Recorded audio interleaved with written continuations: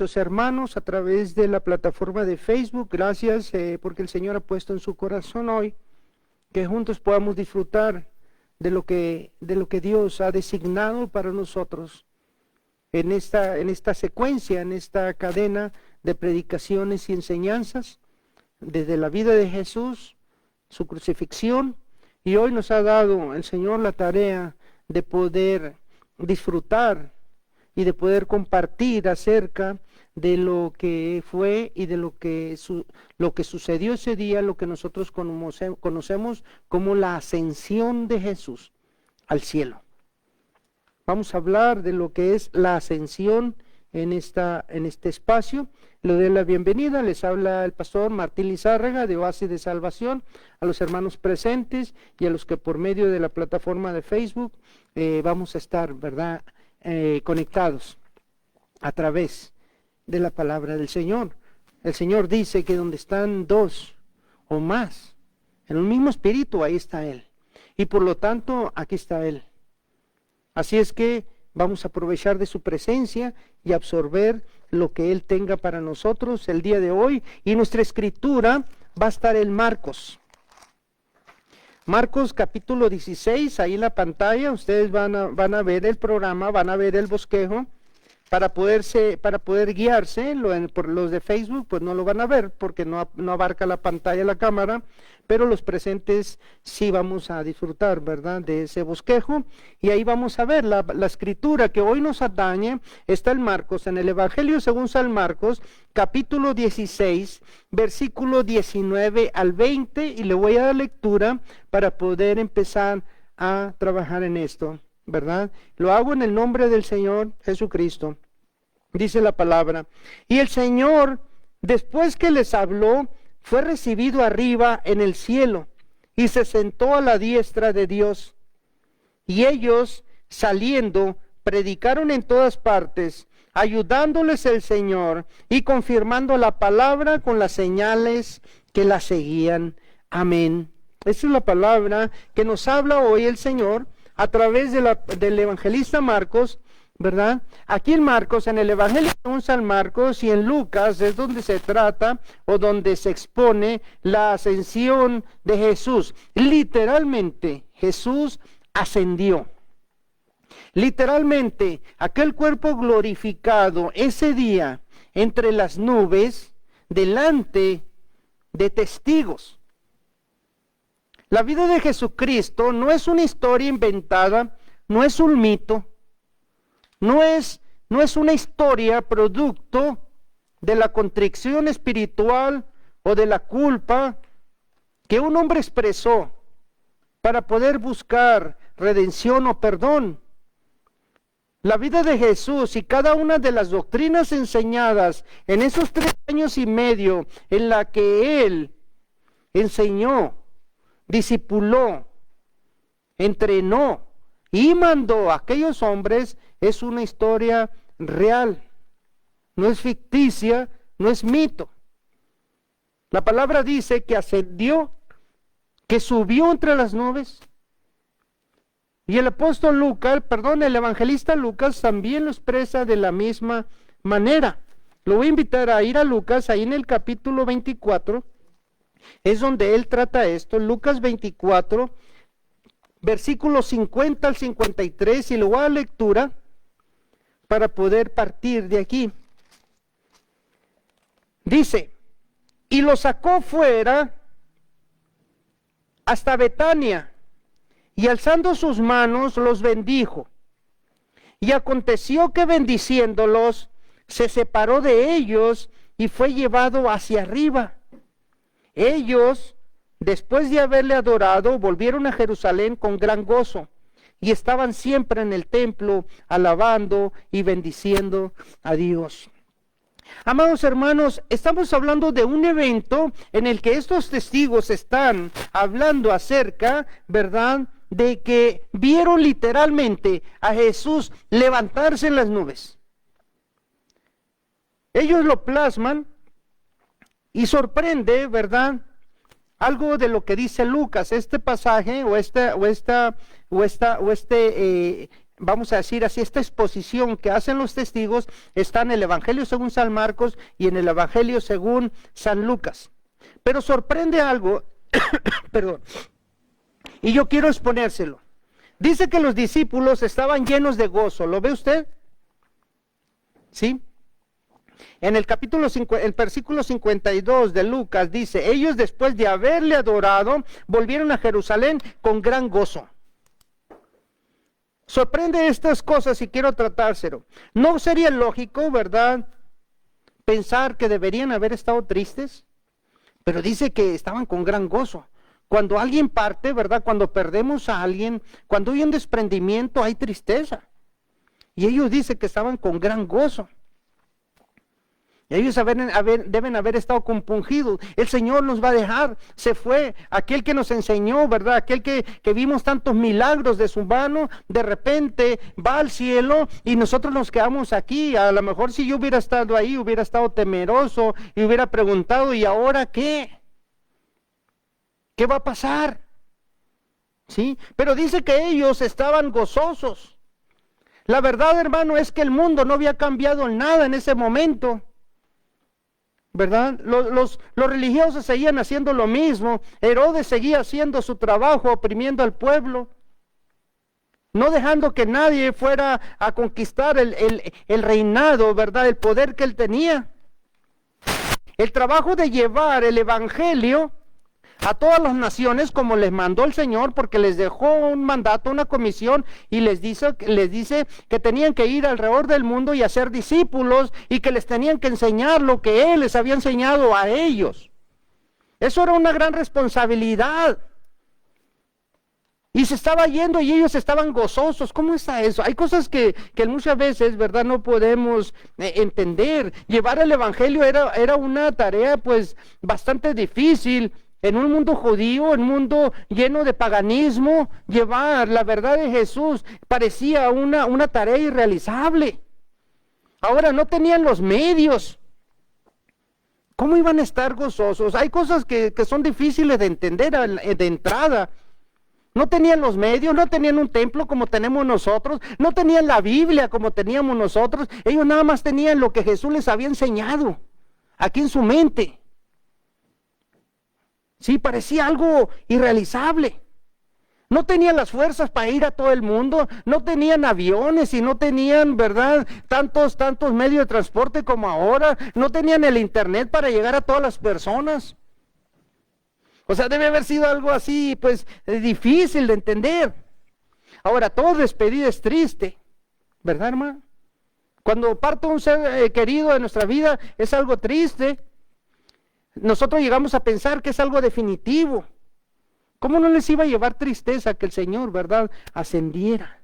¿Cómo podemos nosotros interpretar esto? ¿Cómo lo podemos entender para nosotros poder digerir el evangelio, verdad, y ponernos en el lugar de aquellas personas? Porque aquellos hombres que estuvieron ahí son iguales que usted y que yo, con los mismos defectos, con los mismos miedos, con los mismos temores, con el mismo hambre, con el mismo sufrimiento, con los mismos problemas. ¿Cómo podemos entender esto?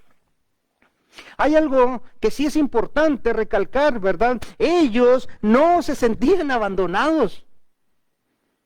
Ellos no sentían esa pérdida, ni creían que Jesús, ¿verdad?, se había distanciado, aunque lo habían estado viendo partir. Ellos no pensaban eso. Ellos no creían, fíjese, y eso es lo importante, porque este sentimiento llega a nosotros muchas veces, nos sentimos desamparados, nos sentimos solos. Nos sentimos que en los problemas estamos nosotros, que nadie, ¿verdad?, está con nosotros, y llegamos a pensar, ¿verdad?, así como los amigos del Chapulín Colorado, ¿y ahora quién podrá defendernos? ¿Verdad? Así llegamos a sentirnos en muchos momentos, ¿sí o no? Esa es la verdad. Pero sin embargo ellos no. ¿Por qué ellos no? Porque ellos, hermanos, tenían la promesa, la palabra fresca de la boca de Jesús, que les decía, ¿verdad? ¿Sabes qué? Y yo estoy con vosotros todos los días hasta el fin del mundo. Mateo 28:20, ¿verdad? Yo estoy con ustedes. Ellos habían visto a Jesús a partir, pero tenían su palabra, y eso también lo tenemos nosotros. Aquí está escrito. Eso también nosotros lo tenemos. A lo mejor Jesús había partido, ¿verdad? pero de una manera diferente seguía esa relación. Había partido físicamente, ¿sí? Se había ido en ese momento, pero había quedado una relación igualmente de fuerte, una relación entre ellos, una relación poderosa que ya nunca la perderían, porque Jesús se desprendió, pero el Espíritu Santo no. Y eso es por lo que ellos estaban gozosos, ¿verdad? En este sentido, ellos, hermano, estaban cerca de Jesús, igual como nosotros.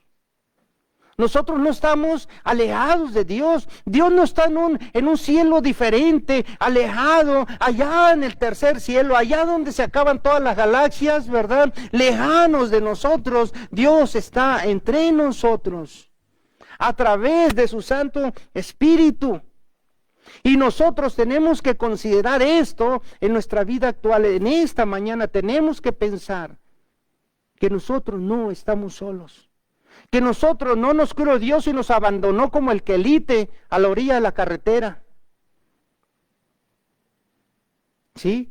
Dios no nos abandona a nuestra suerte, aunque nacemos condenados, aunque nacemos, ¿verdad?, con la semilla del pecado, aunque nacemos presos de Satanás, porque eso es literalmente lo que estábamos viendo en la escuela dominical. Él nos provee el camino para que seamos redimidos, para que seamos rescatados de ese secuestro espiritual. Y es la sangre de Jesucristo. Es el pacto en el que acabamos de participar hace un momento.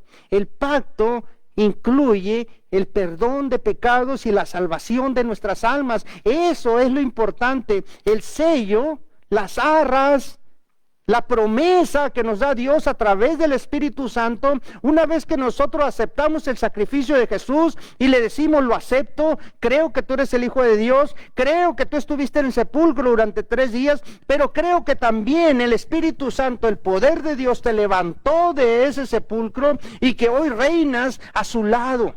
Acepto eso en mi vida. En ese momento el Espíritu Santo es el sello que le ponen a usted como hijo de Dios. Ahora, el Señor fue recibido arriba, dice la palabra. El Señor subió al cielo y se sentó a la diestra, así nos dice el Evangelio, ¿sí? Así nos dice. Ahora, a eso que nosotros, hermano, le llamamos ascensión o la subida, ¿sí? Deberíamos nosotros agregarle una palabra que sería justo y necesario. Y se llama exaltación. ¿Sabe lo que es exaltar? Cuando usted habla con una persona, ¿verdad?, y le dice: no, es buena persona, ¿verdad? ¿Sabes una cosa? Tiene muchas virtudes. Mira, ¿sabes una cosa? Ama a sus hijos, ama su matrimonio, ama su trabajo, ¿verdad? Cuando usted está hablando bien de una persona, usted la está exaltando. Y esto es lo que debemos aplicar aquí. ¿Subió Jesús? Sí. ¿Se fue Jesús al cielo? Sí. Pero esto, hermano, fue como una ratificación, fue como una vindicación, una vindicación, ¿verdad?, como hijo de Dios. La ascensión de Jesús, ¿verdad?, y la entronización de Jesús. Fíjense que son 3 palabras: ascensión, exaltación y entronización de Jesús. Todo eso sucede, ¿verdad?, en la ascensión. Fue llevado arriba, fue exaltado, el Padre lo llevó arriba, el Padre lo exaltó delante de todas las personas, delante de todo principado. Y la entronización es literalmente, ¿verdad?, que hoy está a la diestra de Dios Padre. Esa es la entronización, es el Padre dando la majestad sobre toda autoridad a su Hijo. Eso para nosotros, hermano, es una bendición. Esa es parte de la importancia que tiene que tener para nosotros la cristiandad. Efesios 1:20, lo voy a llevar rápido, lo voy a llevar a varias escrituras, hermano. Por favor, ponga ahí su Biblia a la mano. Efesios 20, capítulo 1 de Efesios, versículos 20 y 21, dice lo siguiente: la cual operó en Cristo, resucitándole de los muertos y sentándole a su diestra en los lugares celestiales, sobre todo principado y autoridad y poder y señorío, sobre todo nombre que se nombra, no solo en este siglo, sino también en el venidero. Esa es la exaltación que hizo el Padre a Jesucristo. El reconocimiento como Hijo de Dios.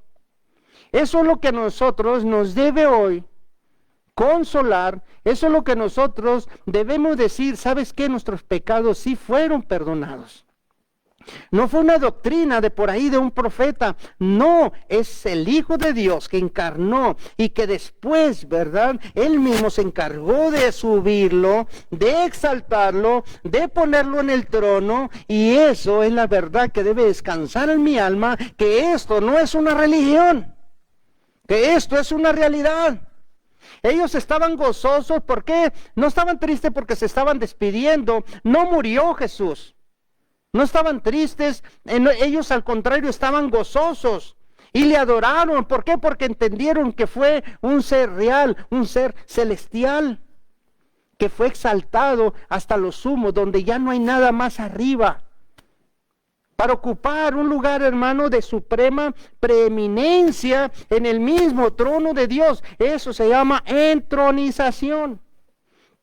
Ahora bien, lo que dice ahí en el punto A: ¿qué importancia tiene la ascensión y exaltación de Jesús para los cristianos? Aquí viene lo bueno para nosotros, hermano. Y aquí vienen las buenas noticias de ese evento tan maravilloso que sucedió allá, ¿verdad?, cerca de una aldea que se llama Betania. Primeramente, fíjese bien, ahí están los puntos que vamos a ver. Primeramente, ¿verdad?, la ascensión, la exaltación y la entronización de Jesús, ¿verdad?, fue una evidencia que su ministerio terrenal fue aceptado. O sea que los 3 años y algo que estuvo él aquí en la tierra como hombre, encarnado en un cuerpo, ¿sabes una cosa? Fue agradable a Dios. ¿Por qué fue eso? ¿Verdad? Porque solemos, ¿verdad?, poner nuestra atención, porque no le damos mucha importancia a esto en muchas ocasiones. Le digo por qué. Muchas veces nosotros nos enfocamos en el sacrificio de la cruz, y que es maravilloso, ¿ok? Y tenemos que estar muy agradecidos con Dios por eso. Pero dejamos a un ladito a veces, ¿verdad?, algo que sucedió maravillosamente después de la resurrección de Jesucristo. Y es precisamente esto, que fue una evidencia real, ¿verdad?, de lo que sucedió allá. Y no podríamos aceptar, o no podríamos, mejor dicho, amados hermanos, afirmar que nosotros fuimos puestos libres, que nosotros fuimos rescatados sin la ascensión. Porque Jesús no ascendió, sino más resucitó y se quedó en la tierra como Lázaro, o como el hijo de la viuda de Naín. Si nada más resucitó del sepulcro y se quedó en la tierra, entonces sus pecados todavía no han sido perdonados. Con el hecho de haber ascendido, de haber sido exaltado por Dios sobre todo principado, sobre toda autoridad, sobre todo nombre, y haberlo puesto a la diestra en el trono, entonces eso a nosotros nos debe descansar y decir: gracias a Dios que los pecados que ahorita confesé durante la Santa Cena, en realidad son perdonados.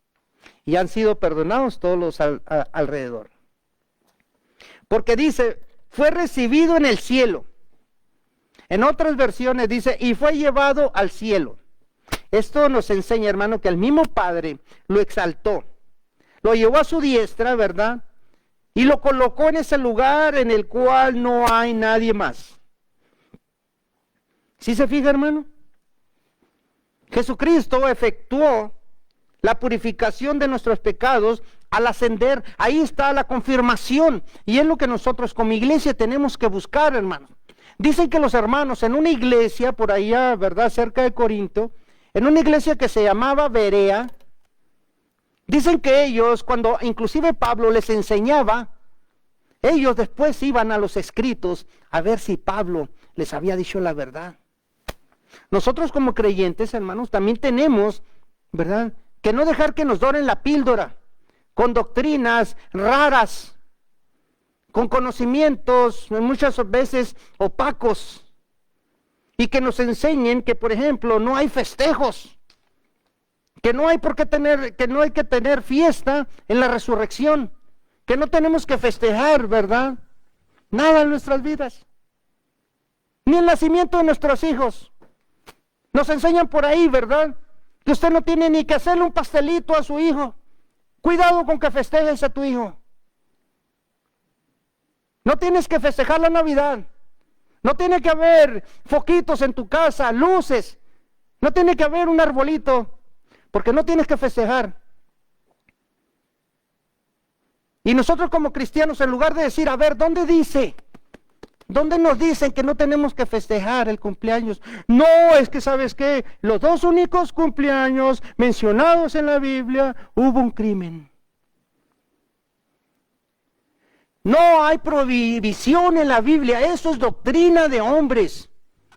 Y eso es lo que nosotros tenemos que buscar a través de la verdad, no lo que diga un hombre parado delante de usted con la Biblia en la mano. Lo que dice la Biblia, eso es lo que tenemos nosotros que creer. Porque el hombre falla, el hombre puede malinterpretar, aunque la Biblia nos enseña que la interpretación no es privada ni personal, en lo que está aquí en la palabra de Dios. Por eso es que nosotros tenemos que estar vivos de lo que nos están enseñando, y tenemos que comprender al verdadero y real Jesucristo. La obra de Jesús quedó, hermano, finalizada con su exaltación. Por eso es importante. La semana pasada, el miércoles, estuvimos hablando que una vez Jesús resucitado estuvo aquí en la tierra todavía 40 días. 40 días después de resucitado, y se presentó delante primeramente de María Magdalena, y después delante de otras Marías, y después se presentó delante de Jacobo, y después se presentó delante de Cefas, o sea de Pedro, y después dice que se presentó delante de 500 personas. 40 días todavía estuvo aquí antes de ese evento que nosotros estamos viendo ahorita, de la ascensión, de la subida al cielo. 40 días con un cuerpo ya glorificado, enseñando, dice en Hechos, en el libro de Hechos, capítulo 1, versículo 3, dice que estuvo 40 días enseñando las doctrinas del cielo. Y después de esos 40 días viene ese evento maravilloso que estamos hablando ahorita. Todos los últimos mes y medio, casi 2 meses,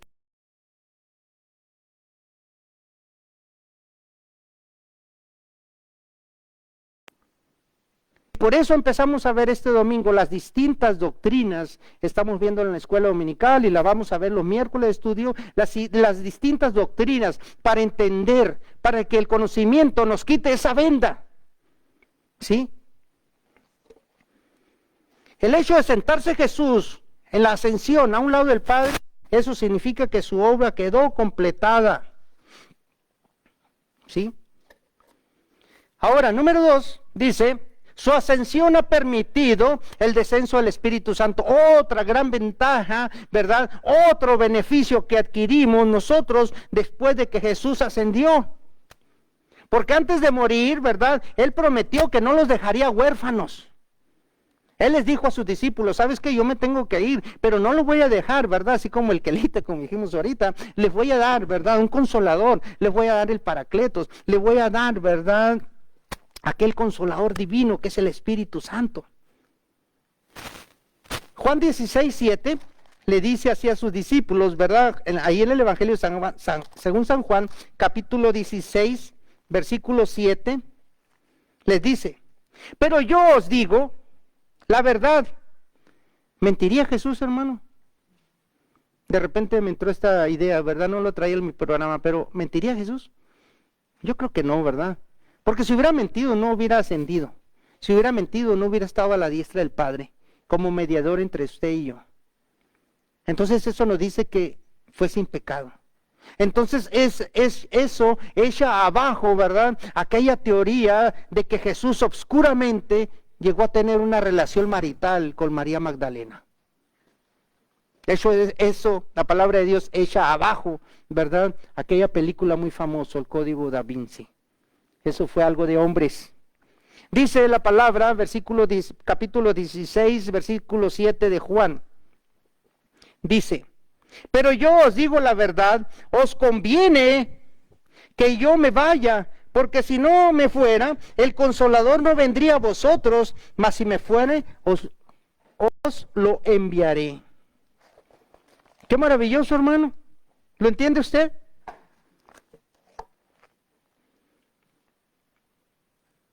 Jesús llega al cielo, se entrona, o sea, se sienta a la diestra del Padre, y en ese momento, ¿verdad?, que Él se va, Él envía al Espíritu Santo.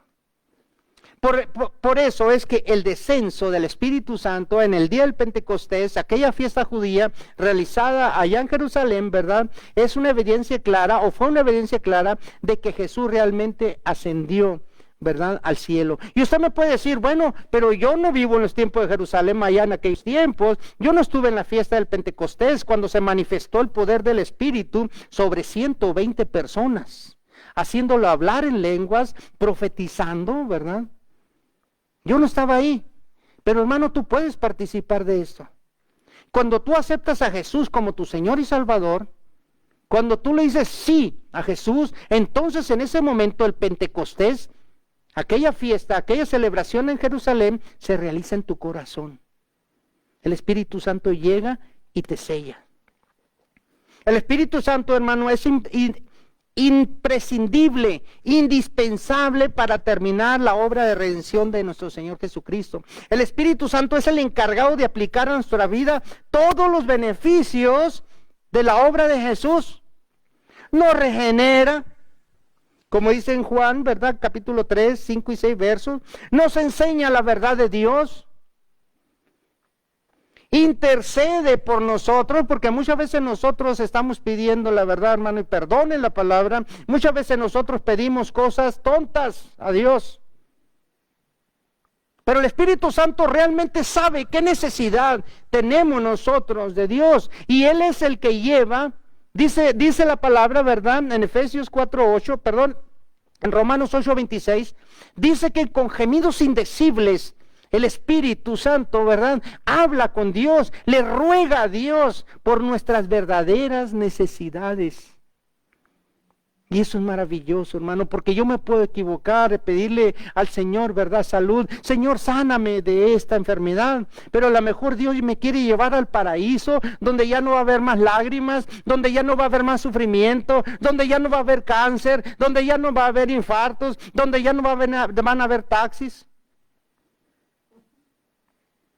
Y yo todavía le estoy pidiendo que me deje aquí, pues más y más y más. Y Dios me quiere bendecir y yo, no. ¿Se fija? Es el Espíritu Santo quien realmente sabe mis necesidades.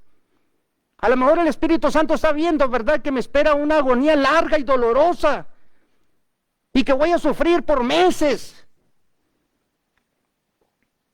Y yo le pido que me dé la sanidad y el Espíritu dice, no, vas a sufrir mucho. Mejor le pido a Dios, ¿verdad?, por ti, para que ya te llame. ¿Se fija, hermano? Y así es en cada de las cosas, en todas las cosas materiales, en la salud, en la espiritualidad. El Espíritu Santo realmente sabe qué es lo que necesitas tú, porque Él habita en tu corazón. Él ve lo que tú no puedes ver. Nosotros estamos ciegos, ¿verdad? Nosotros vemos lo que nuestros ojos carnales ven, pero muchas veces no vemos lo realmente o las necesidades reales. Y esa es la bendición del Espíritu Santo. Hay una palabra en Efesios, lo voy a llevar, hermano, nos quedan unos minutos, vamos a aprovecharlo. Efesios 4, del 8 al 11, dice de la siguiente manera, por lo cual dice, Efesios 4, del 8 al 11, por lo cual dice, subiendo a lo alto, llevó cautiva la cautividad y dio dones a los hombres. Y eso de que subió, ¿qué es? Sino que también había descendido primero a las partes más bajas de la tierra. El que descendió es el mismo que también subió por encima de todos los cielos para llenarlo todo. Y él mismo constituyó a unos apóstoles, a otros profetas, a otros evangelistas, a otros pastores y maestros. Esta escritura, hermano, muchas veces, ¿verdad?, ha sido malinterpretada, porque aquí muchas personas afirman, ¿verdad?, que cuando dice que descendió a las partes más bajas de la tierra, significa que descendió al infierno, ¿verdad?, a predicar el evangelio. No, no, hermano, no. En el infierno, te recuerdo que ahorita no hay nadie, hermano. El infierno fue diseñado por Dios, ¿verdad?, para Satanás, para la serpiente antigua, para el falso profeta, ¿verdad?, y está ahí. Todavía no hay nadie, todavía falta el juicio final. Así que cuando dice ahí que bajó a las partes más bajas de la tierra, se refiere, ¿verdad?, a la humillación peor que tuvo Jesús. ¿Cuál es la parte más humillante que vivió Jesús en la vida terrenal? La cruz. Porque ahí, ¿verdad?, murió como cualquier delincuente, y no cualquier delincuente. La cruz era, ¿verdad?, para los peores delincuentes. Para lo más vergonzoso de los delitos, ahí estaba. Entonces ahí descendió Jesús a la parte más baja, a la parte más humillante, a la cruz misma. Pero también dice este pasaje que acabamos de leer, que ascendió a lo más alto del cielo. Después de la cruz, ¿verdad?, viene la exaltación, la entronización, la ascensión. Y cuando dice que llevó cautiva a la cautividad, hermano, se refiere, ¿verdad?, a un pasaje que está en el Salmo 68, 18, y en el que expresa, ¿verdad?, el salmista, que los guerreros de la antigüedad, ¿verdad?, entraban a su pueblo con una fila de capturados, o sea, de personas que habían capturado, que eran, ¿verdad?, capturados en la guerra. Entonces, los pueblos capturados daban regalos, ¿verdad?, a los guerreros, o sea, al pueblo que los conquistó. Le daban tributos. Y de esos regalos, de esos tributos, los guerreros triunfantes repartían a la gente de ellos, a su pueblo. Esta es la emulación que está usando, ¿verdad?, el salmista o el pasaje en Efesios, Pablo, para decir que Jesús, una vez que triunfó sobre toda la maldad, sobre todos los demonios, ¿verdad?, los llevó cautivos, y esos dones y esos regalos Él los repartió a su pueblo. ¿Quiénes son su pueblo, hermano? Todos los redimidos, todos los que han sido, ¿verdad?, liberados por medio de la sangre de Jesús, y Él repartió dones. ¿Y cuáles son esos dones, verdad?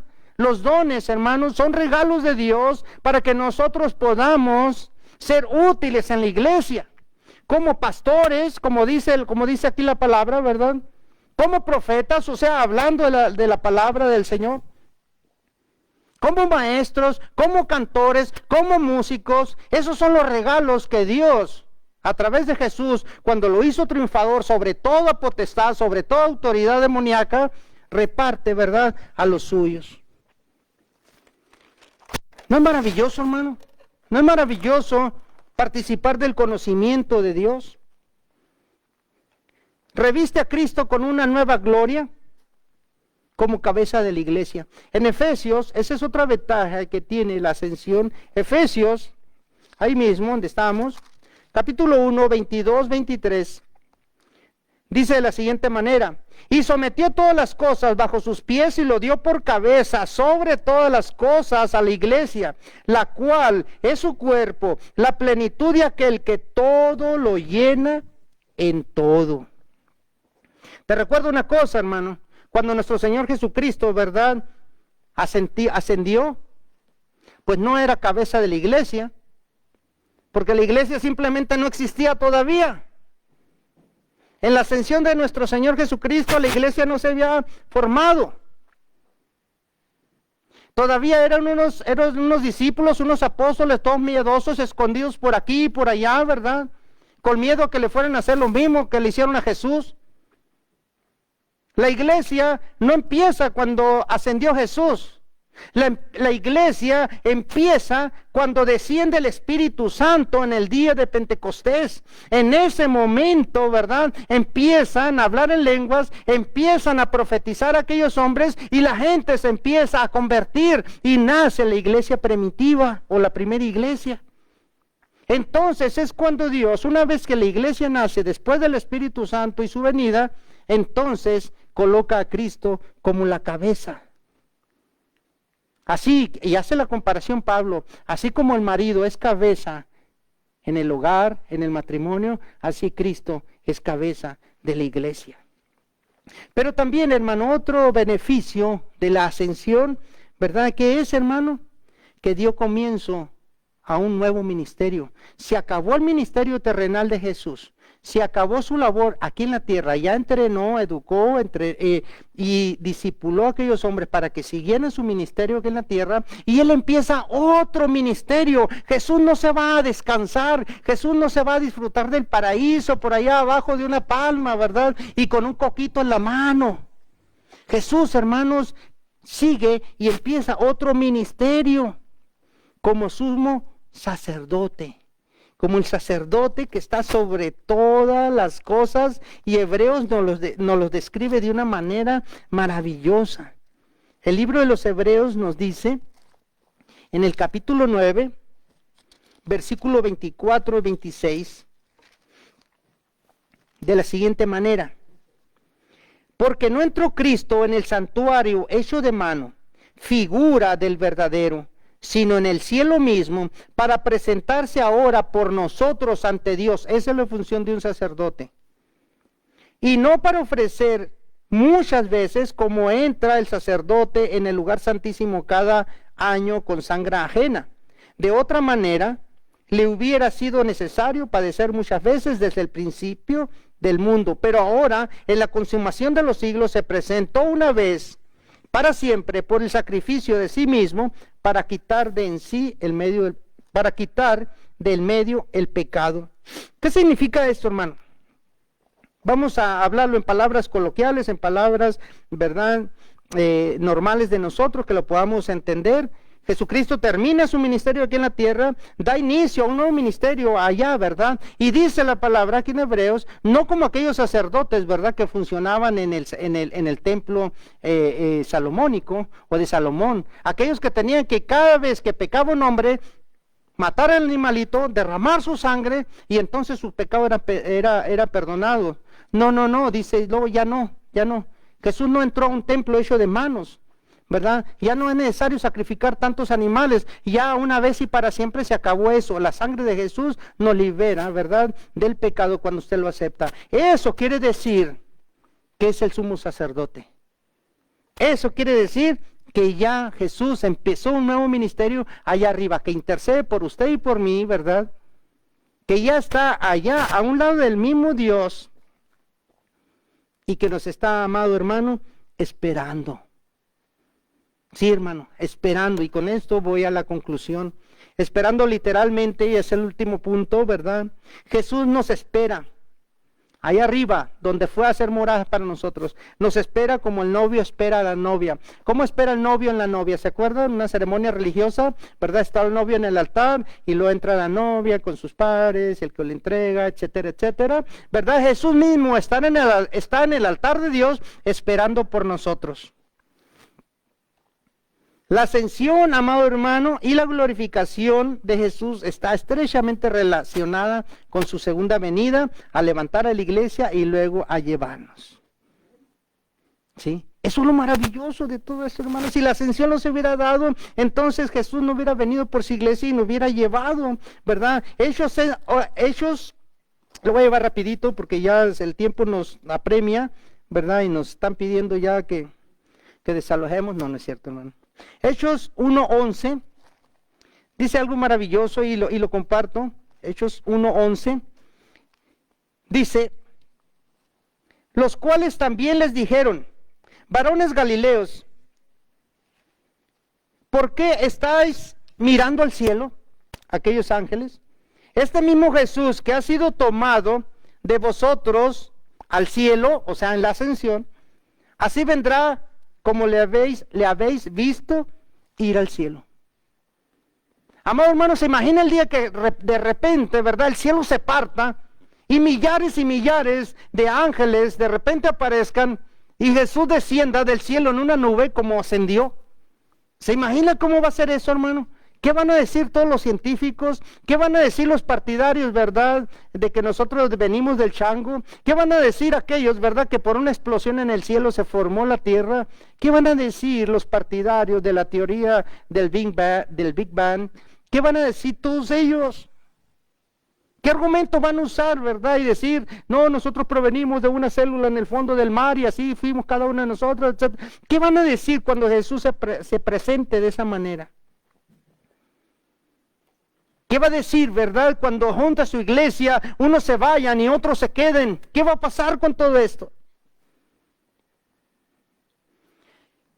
Y con esto concluyo, hermano. Con esto quiero terminar esta enseñanza, ¿verdad? A raíz de todo esto que hemos estado viendo, nosotros como iglesia, como creyentes, necesitamos, hermanos, preguntarnos y hacernos esta pregunta antes de dejar este lugar. Si realmente, hermanos, estamos en la expectativa, si realmente nosotros estamos viviendo en la espera de Jesús, si realmente nosotros nos estamos preparando día con día para el momento o que venga cuando nosotros estemos vivos todavía y le veamos con nuestros ojitos vivos, o estemos, ¿verdad?, en aquel lugar donde vamos a estar en el Espíritu a esa segunda venida. ¿Estamos viviendo preparándonos o estamos viviendo, verdad, a lo loco? O como dicen por ahí, vida nomás hay una y hay que vivirla. Estaremos viviendo de la manera como la Biblia nos enseña, cómo nos explica que Jesús va a venir por su iglesia. ¿Estamos esperando eso o nomás estamos viviendo por vivir? Y no es, ni siquiera se le podría llamar vivir, a lo mejor estamos nomás sobreviviendo, comiendo, durmiendo y trabajando. Es todo. ¿Será la vida esa? ¿Habrá muerto Jesús para que nosotros comamos y bebamos y durmamos y nos divertamos de vez en cuando por ahí, verdad, en una fiesta, por ahí en un jolgorio, por ahí en una boda? ¿Será eso la vida? Pues qué aburrido, hermano. Porque si no está esperando y si no está en sus oraciones rogando todos los días por esa gloriosa venida, hermano, estamos sobreviviendo, no estamos viviendo. Vamos a ponernos en nuestros pies. Agradezcamos a Dios, hermano, por ese bello sacrificio. Gracias. Vivamos en la expectativa, en la espera de Jesús, que cualquier momento, ¿verdad?, puede aparecer. Saludemos también, hermanos, a nuestros hermanos a través de Facebook. Gracias a todos aquellos que el Señor ha puesto en su corazón, ¿verdad?, que estemos juntos. Gracias, hermanos. Un saludo a Estefanía Lizárraga, ¿verdad?, Sergio Ortega, a Marisol ahí en Nogales, Sonora, a Lupita y Jesús Guerrero en Hermosillo. Es bonito saber que hay personas en todas partes, que la distancia no nos priva de la oportunidad de recibir juntos. Te recuerdo, hermano, de las oraciones. Es muy importante, amado hermano, que nosotros estemos en oración constante por cada uno de nosotros, intercediendo por nuestros hermanos. En este caso, con oraciones que tenemos constante, ¿verdad? Por Mateo, por ejemplo, por Sacha, por Miriam Riesgo. Mantengamos orando, ¿verdad?, por Lupita y Jesús Guerrero, por sus hijos, especialmente por Dani, por Amy Marina, por esa restauración que en tanto necesita, por la salud de nuestra hermana María Aguilar, por la salud de nuestra hermana Marilena, mamá de nuestra hermana Lulú allá en Hermosillo, por Ana Castillo, también por salud. Se fija, hermano, todo lo que tenemos nosotros que llevar al Señor en oración. Por Marcela, también salud. Por Richard Pérez, hijo de nuestra hermana Marilena Pérez, ¿verdad? Por la oración de Betty, ¿verdad?, que pide por paz en su trabajo. Es importante, hermano, porque si vamos nosotros a un lugar de trabajo donde esté constantemente el pleito, la disensión, más que un trabajo, ¿verdad?, se convierte en un sacrificio. Oremos también por nuestra hermana María Cinto, ¿verdad?, que por su estancia ahí en México, en la ciudad de Puebla, perdón. ¿Verdad? Por Corina y Raquel, por hermanas de nuestra hermana Marina Castro, Raquel, hija de de nuestra hermana Raquel, hermana de nuestra hermana Marina, y Corina, su hija de Raquel, hermano, acaban de tener una pérdida, ¿verdad? El día de ayer. Partió con el Señor Rubén Anthony, hijo de Corina, escasamente 27 años, hermano. Y eso es lo triste de todo eso. ¿Sí? Oremos, les recuerdo, Corina, ¿verdad? Para que usted ruegue, para que el Señor le conforte en su corazón. Pidamos también por Carmen Alberto, ¿verdad? Por ese problema allá en Nueva Orleans. Carmen Alberto es hermano de nuestra hermana María Elena. Todavía no se sabe nada después de este tornado, este huracán que se dio por allá, ¿verdad? Oremos, hermano, por Alina. Oremos también por esa situación difícil que están pasando. Pongámonos en las manos del Señor. Amado Señor y Padre nuestro, ¿a quién más podemos nosotros acudir si no es a ti? Señor, ponemos estas peticiones delante de tu santa presencia, para que tú, Señor, las tomes y fortalezcas nuestra fe obrando en cada una de ellas. Que lleguen hasta tu trono, Señor, y haz un descanso para nuestras almas. Te pedimos en el nombre de Jesús, Señor, por ellas y por cada una de las personas que han, Señor, decidido confiar en tu bondad y misericordia. Bendícelas, Señor. Bendícelas y recíbelas. Padre, en este día, por el poder conferido por tu Santo Espíritu, en tu santo nombre, bendice. Toma esta bendición, llévala. Guárdala en tu corazón y comparte el mensaje de Jesús a todos aquellos a tu alrededor. Padre, los bendigo en el nombre del Padre, del Hijo y del Espíritu Santo. Amén. Amados hermanos, el Señor les bendiga. Estamos despedidos. Amén. Amén, amén, amén.